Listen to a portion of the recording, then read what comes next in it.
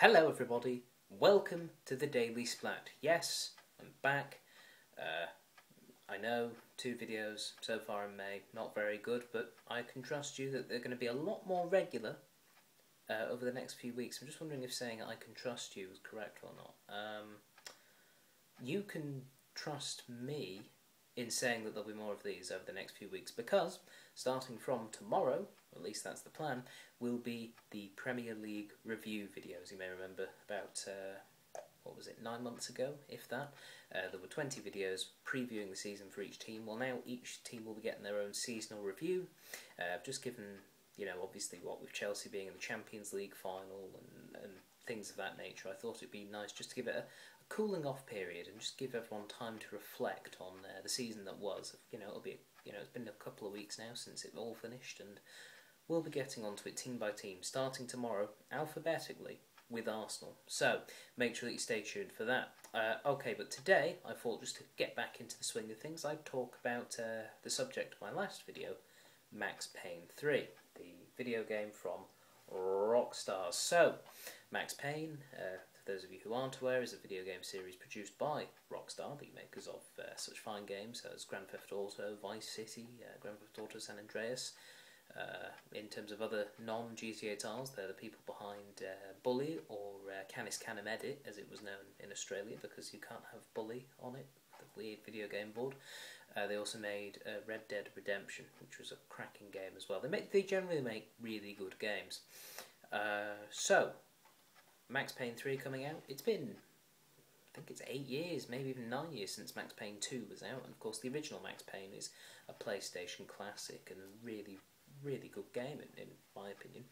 Max Payne 3 has been released. The game follows the exploits of Max, drawn here, who is a man who has got a troubled past, which you obviously experience in Max Payne's 1 and 2, and now he's trying to fight his inner demons and get away from all his troubles, which basically took place in New York. He's tried to get away from it all by taking up a job in security in Brazil, looking after a very wealthy, affluent Brazilian family. So he's, their bodyguard goes around, sort of a hired goon in a way. But of course, this being Max Payne, all does not go well or according to plan, and obviously you have to shoot a lot of people, is sort of what we're getting at. But when the game mechanics are as good as they are in Max Payne 3, that's a good thing. Max Payne 3's shooting mechanics are fantastic. In terms of the third-person shooter, it's hard to think of any that are better out there at the moment. I was a big fan of Red Dead Redemption. A lot of people liked it. A few people I know were a bit on it, sort of like the whole cowboy thing sort of wore off on them after a while. It almost felt too long. Max Payne is a very punchy 10 to 12 hours of gameplay in the single-player campaign. Of course, I believe there's high replay value on harder difficulties, because I've played through it on the normal setting, and I'd quite like to go back and try a more difficult setting now, and just see how I go, because it was pretty challenging on normal. Not rage quit sort of, break the controller and put it down type challenging. But it was a very good challenging game. Obviously the shoot mechanics are quite similar to Red Dead Redemption, which was the illusion I was making, but they have been more refined. Obviously they've learned things from previous games, from this and more recent Grand Theft Autos, and they've refined the shooting mechanics, and obviously it's got that Max Payne edge. The ability to use bullet time is just brilliant. Absolutely fantastic. Really enjoy the ability to just sort of take a slow motion dive and try and get 3 headshots in as you hit the ground. Really good fun. Looks beautiful. The game is a really good looking game. And the main thing about the shooting mechanic that I wanted to get into was the physical reactions of the people you're shooting, and indeed Max when he is shot, are just something special. Like, quite often, when you shoot people in video games, they tend to go and fall over type thing, and they tend to react with the shots. But in Max Payne 3, they absolutely react with the gunshots. Now, I personally have never shot anyone, nor seen anyone get shot in real life, so I can't say, oh, that looks exactly like what happens when you shoot someone in the shoulder.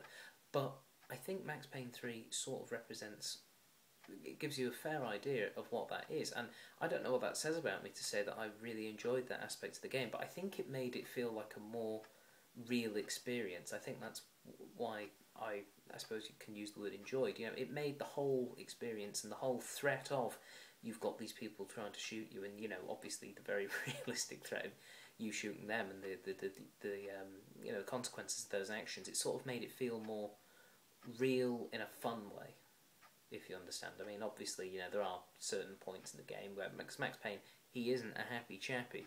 You know, he brings up quite a lot of melancholic elements and stuff, so sometimes it is a bit confronting, you know, particularly, you know, the fact of the matter is, you know, you shoot somebody and it happens to hit where a major artery would be and the blood will squirt out, as opposed to, you know, if you hit a vein where it would just sort of ebb out. You know, it is that level of detail, and, you know, it leaves bullet holes in people and things like that. You know, this is slightly gruesome in some respects, in those respects being when you shoot people.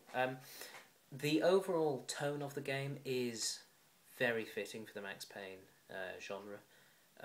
Max Payne brilliantly performed once again.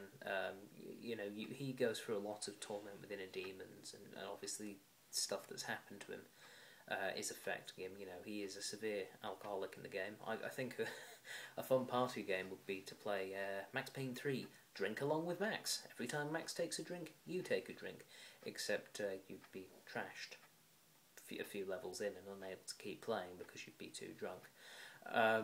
Really, really, really good, well-told story. Some elements are slightly predictable, but, you know, in the action genre, you know, what isn't quite a lot of it, but I still think there were still some surprising elements. It is a very well-told story, and it's just a good, solid game, and if you enjoyed the previous Max Payne games, or you liked, you know, some of the things that happen in Grand Theft Auto, or in particular Red Dead Redemption, then I would say buy, or borrow, or just obtain Max Payne 3, because it is a cracker. Okay, that is all for today. Remember, tune in. What am I talking about? It's the internet, you don't tune in. Anyway, make sure that you tune in from tomorrow for the first of 20, that's right, hand signals are back, Premier League season review videos, where tomorrow we'll be starting alphabetically with Arsenal and reviewing how the team that finished third did over the season. Fairly well, but I'm in danger of starting the review already, so I'm going to save it until tomorrow. Thank you all for watching, and I will talk to you tomorrow. Until then, bye-bye.